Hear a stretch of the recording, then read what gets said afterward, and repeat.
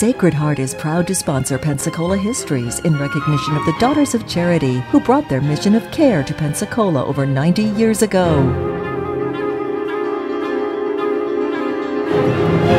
Hello and welcome to our continuing story of Pensacola, North America's first place city.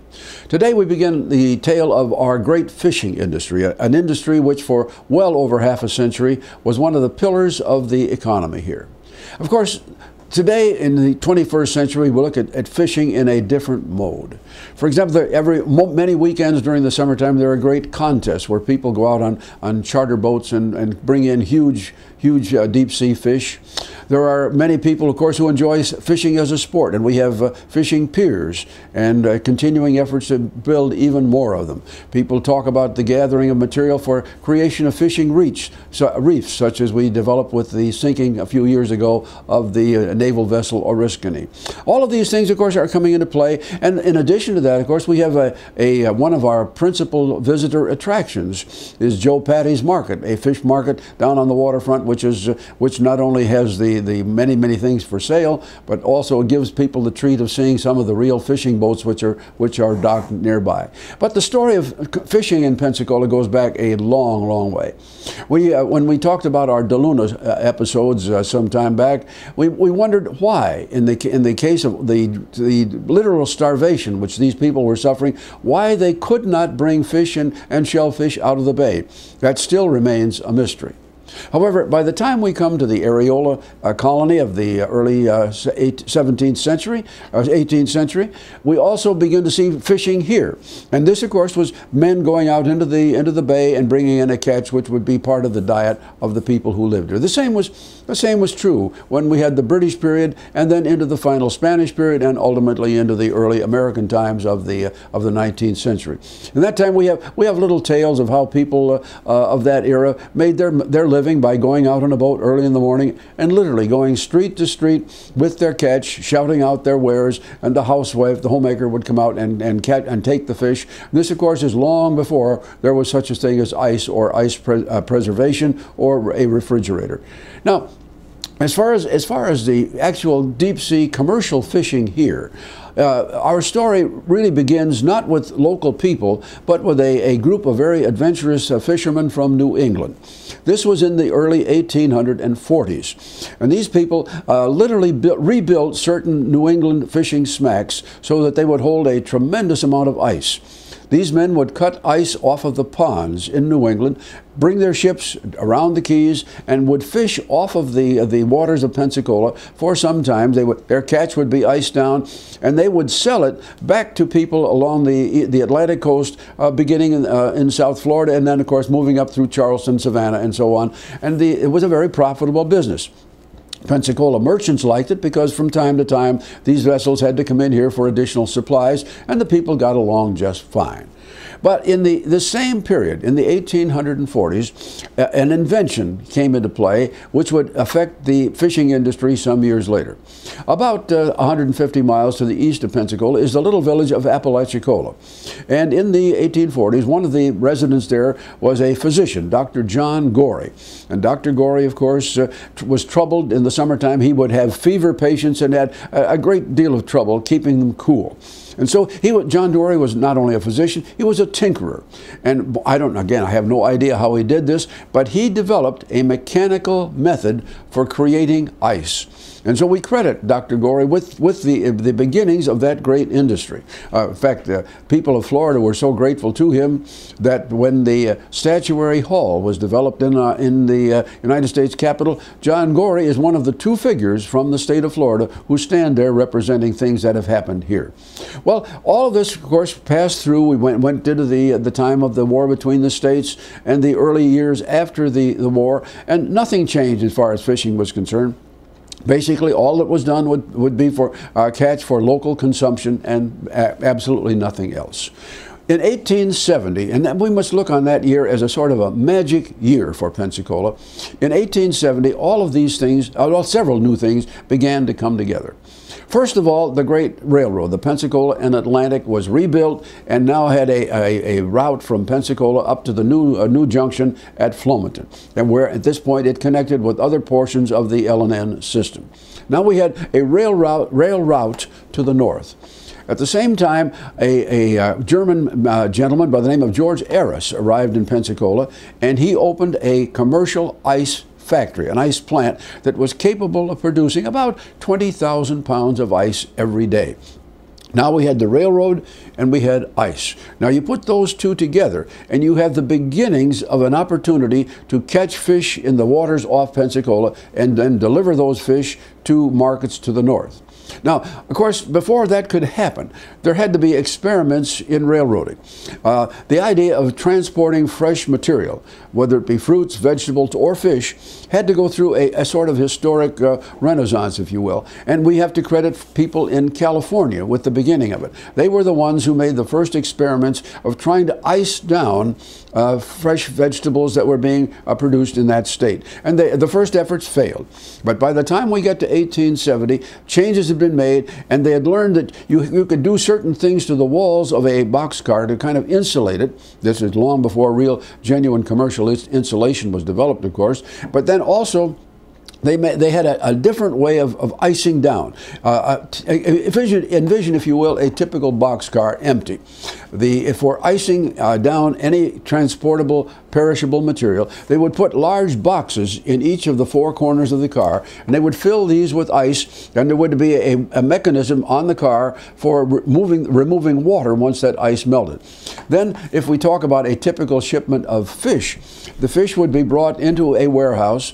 The fish would be cleaned, packed in barrels, packed solidly with ice, and then of course they'd have the iced barrels plus the ice boxes in the corners of the car, and the car would leave the city here and would move north. And the arrangement that was made after considerable experimentation, I might add, after that experimentation was successful, a car would move from here, say, as far as Birmingham. And at that point, the track people, the people in the yard there, would go out and remove the water from where the ice had melted in the ice boxes on the corners of the car, and they would then refill those boxes with new ice so that the car could continue in a cold condition. That enabled people here in Pensacola to ship ship fresh fish, first of all, about as far as Louisville, and then on to Cincinnati, and then within about 25 years, the fish were being shipped all the way to Chicago. So this is the mechanism, the method that was developed here for handling fish. We had Mr. Eris, and of course a second ice maker named George Stratton, who also entered the business. So Pensacola was getting ready. Also in 1870, with these other parts now known and available, a man arrived here from Massachusetts, a man named Sewell Cobb. Now, Mr. Cobb had been in this business for a long time up in New England. He was an experienced fisherman, and he brought with him several typical New England fishing smacks. And he made arrangements with the city to lease property on the Palafox Pier. So now, by the end of the year 1870, we have Mr. Sewell here, Mr. Sewell Cobb here with his warehouse. We have his fishing smacks, and we have, of course, the arrangement for getting ice. And there's a railroad siding there to put all of this together. And Mr. Cobb begins by sending his vessels out into the area just not too far south of Pensacola, into the Gulf. But before long, it became obvious to Mr. Cobb, as it would to subsequent commercial fishing leaders, that there was better fishing farther away, because the bottom of the Gulf out here basically was not nearly as attractive to snapper and grouper and the other table fish as land areas on the bottom of the Gulf, somewhat to the south off Campeche, some 400 to 500 miles from Pensacola. But Mr. Cobb proceeded. And over the decade of the 70s, he began our fishing enterprise. Now, of course, you still had the little local commercial sale of fish. This was the peddlers who had gone up and down the streets shouting their wares to the homemaker. That was still there. But the homemakers, some of them now at least, had the advantage that they could go down to Mr. Eris or Mr. Stratton and buy ice. And by the time we get to the year 1880, Stratton and Eris had gone beyond that, and they now were selling ice commercially door to door using wagons, of course, to make the distribution. So that was a part of an ongoing part of our trade in Pensacola itself, and this was something that had come basically, I guess we would call it, by the evolution of the trade. We get to 1880. And by this time, the market for freshly caught fish was growing, particularly in the Middle West. And so in 1880, we have a competitor arrive, for a competitor to Sewell Cobb, and his name was Andrew Fuller Warren. Mr. Warren also was from New England, and he brought with him a pair of the fishing smacks, and he also had with him his son-in-law, a man by the name of Silas Stearns. And these men put together a new fishing enterprise, not on Palafox Pier where Cobb was operating, but this time on the Balin Street Wharf, where they put together the Warren Fish Company and also the Warren Fish House. And their enterprise begins. The mechanism was about the same. They went to the same grounds. They used the same icing arrangement. And of course, by now the railroad was deeply into the fishing business, and it was becoming one of the biggest commercial advantages for this railroad here, the Pensacola and Atlantic. Well, we must stop for just a minute and talk about Silas Stearns. Stearns was not just a fisherman, he was a scientist. And as he worked here a year, 2 years, 3 years, he began to go out into the Gulf and to analyze the places where fish were caught, and to analyze how many fish were there, how large was this fish population. And Stearns began to say, now look, we have to be careful. Fish are like anything else. You can certainly depopulate and unless you are careful and regulate how much of the catch you take every year. So we have to look at Silas Stearns as the first fishing environmentalist, and he did a lot, at least on paper, to make the fishing industry realize that care must be given. Unfortunately, not everyone listened to what Mr. Stearns said, and as a result of that, well, even in the 21st century, the fishing industry of commercial fishermen and pleasure fishermen realize that there are limits to what one can take out of the Gulf. Well, Mr. Stearns, of course, had a fine-looking daughter, and along the way, that daughter was married to a man by the name of William Hayes. And Mr. Hayes came on board as a part of the same Warren Fish Company. And just about in the middle of the 1880s, I don't have the specific date, Mr. Stearns sickened and died, and his place within the firm was taken by William Hayes. So we have all of that organization developing. And bear in mind that the Warren Fish Company, brought to Pensacola in 1880, would be the last of the surviving commercial fishing enterprises that we had here of any size.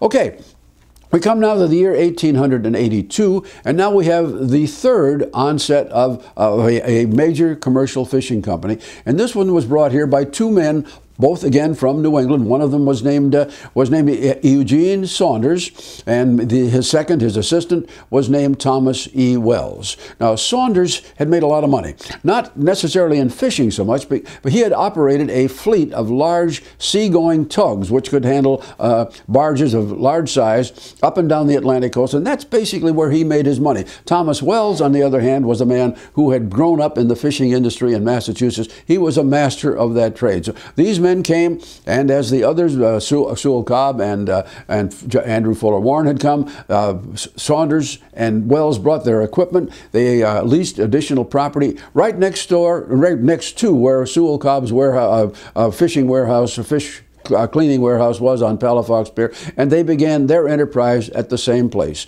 And so, as we close down the episode number 1, we have 3 different fishing companies operating out of here, doing a increasingly large business. And of course, with each passing year, they learn more and more about how to catch fish and how to approach the areas south of Pensacola. And the industry was growing, and it was, by the time we get into the early 1890s, we have not only fishing, of course, the great lumbering industry that was here. We have naval stores that are producing it, and we are now in an era when Pensacola is really beginning to boom. Our economic future looks bright indeed.